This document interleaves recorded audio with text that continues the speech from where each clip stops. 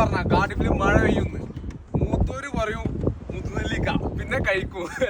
ആദ്യം കഴിക്കും, പിന്നെ മധുരിക്കും.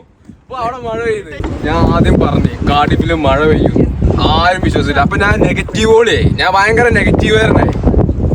മൂത്തോര് പറയും മുതുനെല്ലിക്ക, ആദ്യം കഴിക്കും പിന്നെ മധുരിക്കും. ഇപ്പൊ കണ്ടില്ല, ഇപ്പൊ മഴ പെയ്യുന്നു. ഇത് മഴ പെയ്യുന്നു പറയാനുള്ള കാരണം എന്താ വെച്ച് കഴിഞ്ഞാല് അനുഭവങ്ങളാണ്. നമുക്കൊരു സാധാരണ ഒരു സന്ദർഭം കണ്ടു കഴിഞ്ഞാൽ ആദ്യമായിട്ട് ക്യാച്ച് ചെയ്യാൻ പറ്റില്ല എന്താ ഇപ്പൊ സംഭവിക്കാൻ പറ്റും.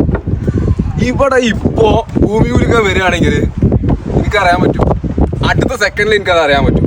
അല്ലെങ്കിൽ ഒരു 10 മണിക്കൂർ മുന്നേ എനിക്കറിയാൻ പറ്റും ഇവിടെ ഇപ്പൊ എന്തെങ്കിലും സംഭവിക്കാൻ. ആ മരങ്ങളിടയിൽ കയറി കഴിഞ്ഞാൽ പിന്നെ മഴ ഉള്ളു. അതാണ് അതിന്റെ ഏറ്റവും വലിയ ശാസ്ത്രം. അതും അനുഭവമായിരിക്കും. അത് തികച്ചും അനുഭവം എന്ന് മാത്രം പറയാനില്ല, അത് സ്വാഭാവികമായിട്ട് കോമൺ സെൻസ് ആണ്. ഏതൊരു മനുഷ്യന്മാർക്കും മനസ്സിലാവും. അതിന്റെ പേരിലാണ് ഈ മരങ്ങളൊക്കെ ഇവിടെ ഉള്ളത്, മനുഷ്യന്മാരെ ഇതാക്കാൻ, സംരക്ഷിക്കാൻ. ഈ പറഞ്ഞു വരുന്നത് ഈ മരം നട്ടുപിടിക്കണം എന്നാണ്. മരം നമ്മളെ തണലിലാണ് ഈ സ്ത്രീകള് ജീവിക്കുന്നത്.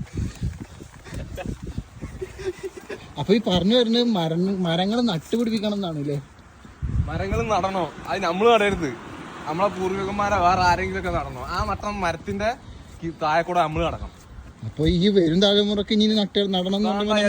നമ്മള് തീയിട്ട് കത്തിക്കും, എല്ലാം കത്തിക്കും, ഒക്കെ കത്തിക്കും. അതെന്തിനാ? വെറുതെ രസം.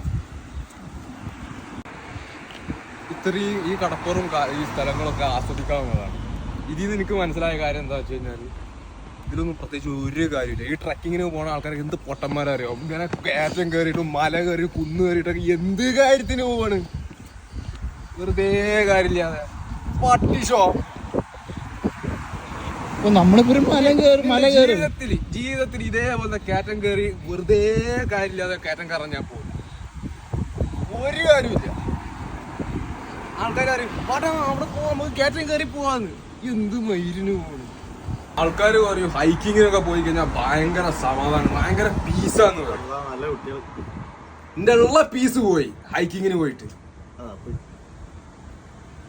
ഹൈക്കിങ് കാണിച്ചെടുത്ത്